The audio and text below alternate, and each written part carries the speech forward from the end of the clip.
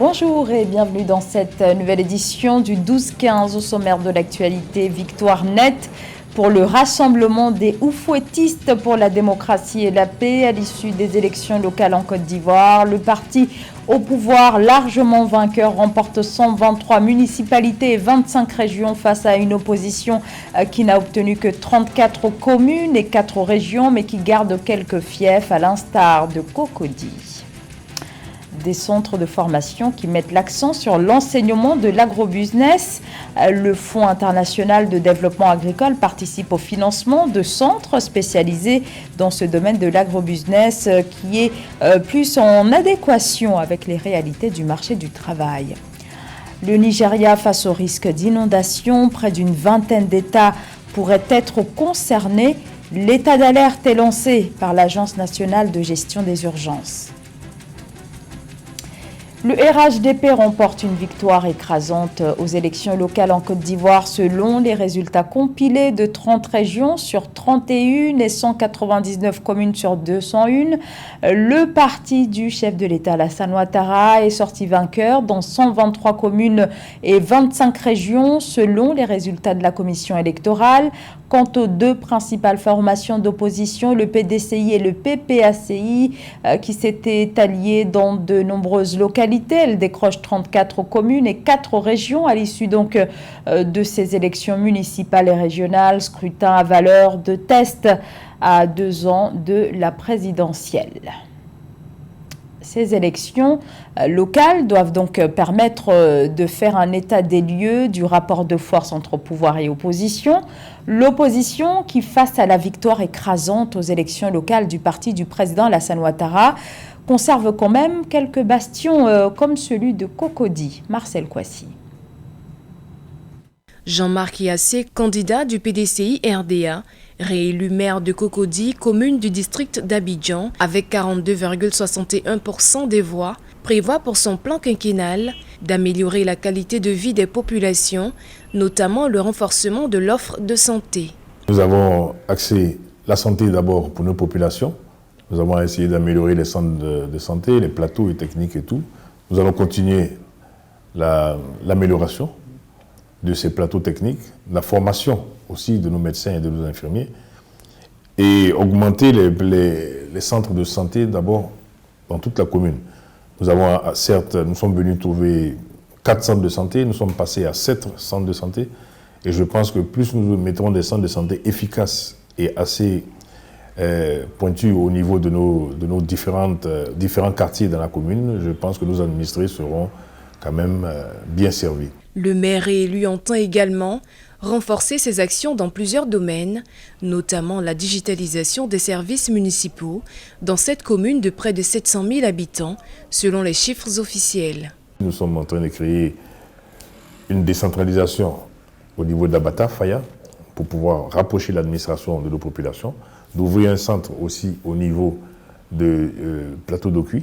Mais en plus de ça, nous allons digitaliser le tout, c'est-à-dire que vous serez à la maison, vous pourrez commander vos extraits de naissance, vos certificats à partir de la maison, et dès que vous venez, vous ne faites que payer. Donc on est en train de digitaliser le tout. Vous allez voir qu'il y a une amélioration qui est en train de se mettre au niveau de la commune.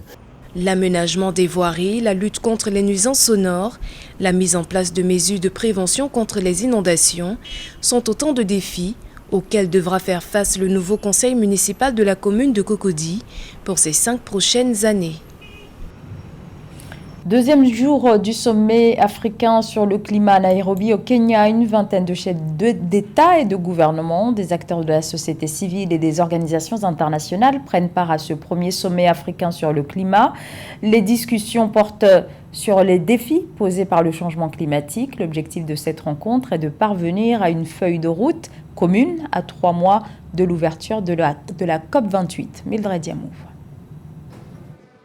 Le climat est en débat ce 4 septembre à Nairobi au Kenya, dans le cadre du sommet africain sur le climat organisé par le gouvernement kényan et l'Union africaine. Chefs d'État et de gouvernement africains, aux représentants des Nations Unies, institutions multilatérales de développement, organisations du secteur privé, financier et experts de l'environnement sont en discussion jusqu'au 6 septembre 2023 autour du thème « Favoriser la croissance verte et les solutions de financement climatique pour l'Afrique et le monde. Il sera question de promouvoir des alternatives vertes, des mesures de prévention et d'adaptation face aux effets néfastes du changement climatique, tels que la sécheresse, les inondations, entre autres. Depuis 1961, l'Afrique a connu une réduction d'un tiers de sa production agricole en raison du changement climatique, un rappel de l'urgence de l'adaptation. En nous appuyant sur la richesse des connaissances autochtones, nous pouvons faire évoluer, améliorer et même monétiser nos systèmes agricoles.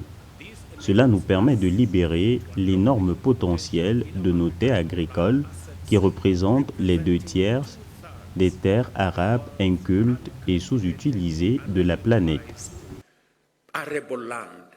Les besoins de l'Afrique en matière de financement climatique et de croissance verte restent considérablement élevés. Selon les estimations de la Banque africaine de développement, l'Afrique aura besoin en moyenne d'un financement climatique cumulé de 2 700 milliards de dollars d'ici 2030, soit 252,4 milliards de dollars par an. Les pays du continent ne reçoivent à ce jour qu'environ 28 milliards de dollars par an pour leurs besoins d'adaptation climatique.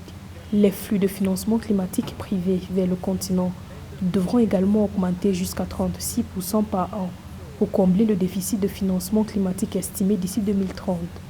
The fundamental driver of success for African green transition. Le moteur fondamental du succès de la transition verte en Afrique sera la disponibilité des ressources pour les investissements, et cela passe par le renforcement de la capacité des pays africains à mobiliser leurs propres ressources nationales. Je crois que nous pouvons le faire en Afrique. Nous avons les ressources. Nous pouvons commencer à allouer ces ressources à l'agenda environnemental lors de l'établissement de nos budgets nationaux. L'Afrique reste le continent le plus vulnérable aux risques climatiques, bien qu'il contribue à moins de 3% au réchauffement climatique.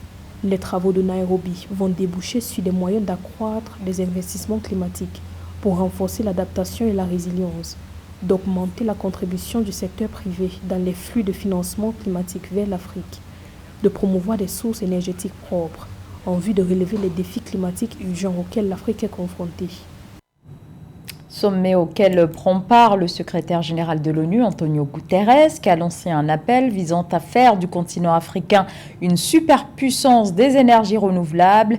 Bien que l'Afrique ne contribue qu'à 2 à 3% des émissions mondiales de gaz à effet de serre, elle souffre de manière disproportionnée du changement climatique. Un continent paralysé par le manque de financement. Malgré sa richesse en ressources naturelles, seulement 3% des investissements énergétiques dans le monde sont réalisés sur le continent, ce qui l'empêche de prendre le virage vers les énergies renouvelables.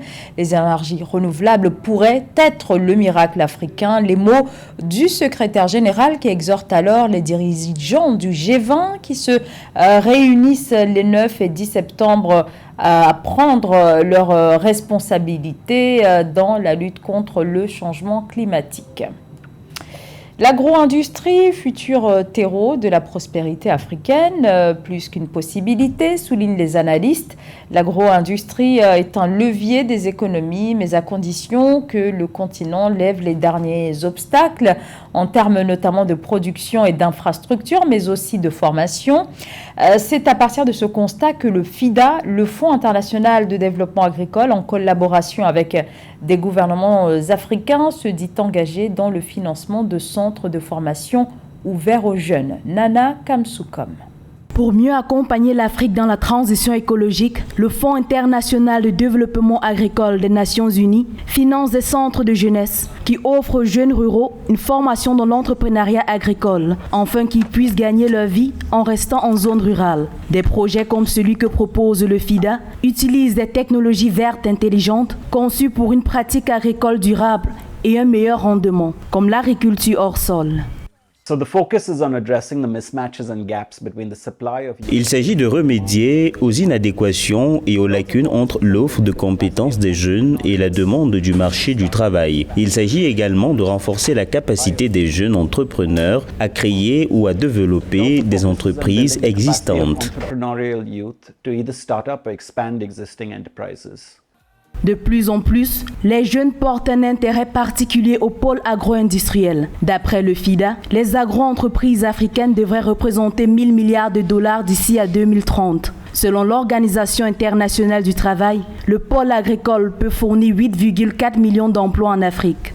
Notre engrais est un engrais organique, est un engrais naturel, ne pose aucun effet sur la vie des consommateurs ou la vie des plantes. Et également avec le charbon écologique qui va permettre de réduire la déforestation dans nos différentes communautés. Jusqu'à présent, les centres du FIDA ont officiellement formé et trouvé des emplois pour plus de 9 000 jeunes ruraux, dont plus de 2 255 entreprises à travers l'Afrique. Près d'une vingtaine de régions en alerte au Nigeria face au risque d'inondation. Dans ce pays, ce phénomène est aggravé par le changement climatique et cette période de l'année est réellement à risque. L'an dernier, au mois d'octobre, de graves inondations ont fait plus de 600 morts et près de 3000 blessés. Cette année encore, la menace est encore là, d'où l'état d'alerte lancé par l'Agence nationale de gestion des urgences. Aïcha Mouyouzam. Après les inondations de l'année dernière qui ont touché plus de 4 millions de personnes et détruit plus de 350 000 maisons, l'Agence nationale de gestion des urgences dresse la carte des zones à risque et tire la sonnette d'alarme. 19 États et 56 communautés à travers le Nigeria risquent de connaître de fortes pluies qui pourraient entraîner des inondations au cours des mois restants de l'année 2023. Les États côtiers comme Bayelsa et Delta ainsi que la ville très peuplée de Lagos devraient être particulièrement exposés à la menace. Pour enrayer les inondations imminentes, les autorités locales insistent sur la nécessité d'actions proactives et des mesures correctives. Nous opérons dans de nombreuses communautés depuis 4, 5, 7 ans. La meilleure chose à faire pour eux, c'est que s'ils ont encore du mal à utiliser ces installations, ils doivent eux-mêmes participer aux efforts de sensibilisation et déménager dans un meilleur endroit. Les préventions de l'Agence de gestion des urgences indiquent que le risque d'inondation est dû à l'élévation attendue du niveau de mer et des raz-de-marée, le rejet des eaux des barrages des pays voisins, l'insuffisance des infrastructures préventives ainsi que l'action humaine. Les autorités compétentes appellent le gouvernement à prendre des mesures pour atténuer l'impact des inondations dans les États à haut risque. C'est un autre problème que nous rencontrons, à la fois une crue soudaine et une montée des eaux. Que faire alors? Nous cherchons maintenant un moyen de plaider pour que le gouvernement fédéral mette à notre disposition un fonds d'adaptation. Nous avons besoin de construire des brise-lames. Plus tôt en juin, les perspectives annuelles d'inondation pour l'année 2023 indiquent qu'un total de 148 zones étaient exposées à un risque élevé d'inondation sur la période allant de juillet à septembre 2023 et 100 autres zones au courant des mois d'octobre et novembre 2023. Au Burkina Faso, dans la capitale Ouagadougou, le stade du 4 août est à présent presque complètement remis au goût du jour, car l'infrastructure n'est pas encore opérationnelle. Elle devait normalement l'être depuis le mois de mars. Les retards s'accumulent et dans un récent rapport de la mission d'inspection de la Confédération africaine de football, des non-conformités ont été relevées, ce qui risque de retarder encore plus la réouverture du stade. Aïcha Mouyouzam. Après 3 ans de travaux, le stade du Kakhou, principal stade du Burkina Faso, ne sera pas opérationnel en 2023. À l'issue de sa visite le 28 août, l'inspecteur de la Confédération africaine de football, Mohamed Sidat, a relevé des points à améliorer, notamment les vestiaires, la tribune de presse et certaines installations techniques. Le stade était l'un des premiers stades qui a été non approuvé pour des matchs internationaux. Il y a vraiment des installations qui ne sont pas encore conformes aux standards de la CAF. Le vestiaire international est situé dans la tribune opposée à la tribune principale. Il y a des choses qui ne sont pas fonctionnelles, c'est ça le mot correct. On a vérifié qu'il y a des installations qui sont placées au stade mais ne sont pas fonctionnelles selon les exigences de la CAF. De son côté, Lazare Bansé, président de la Fédération burkinabé de football, a reconnu les manquements soulignés par la Confédération africaine de football. Il a par ailleurs déploré le manque de concentration dès le début des travaux de rénovation du stade. Nous avons souhaité faire venir l'expert de la CAF pour nous aider à avancer rapidement et dans le bon délai. Parce que l'erreur qui a été faite dès le départ dans la rénovation du stade, c'est qu'il a manqué, il faut le dire, il a manqué la concertation. Il aurait fallu, je pense, dès le départ, dans les plans architecturaux, travailler en étroite collaboration avec la Fédération et la CAF et la FIFA. Ce qui n'a pas été fait, il y a des non-conformités déjà constatées dans le travail qui a été fait. Mais cela dit, je pense qu'avec le rapport qu'il va faire, on va certainement rectifier le tir. Le point positif, ce sont les nouveaux sièges qui, selon l'inspecteur, respectent les normes.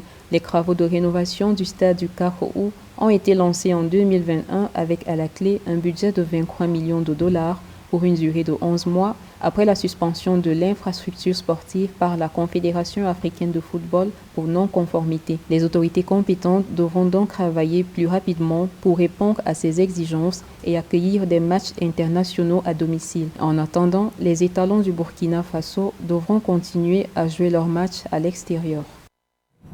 C'est la fin de cette édition. Merci de l'avoir suivi. Restez avec nous sur Africa 24.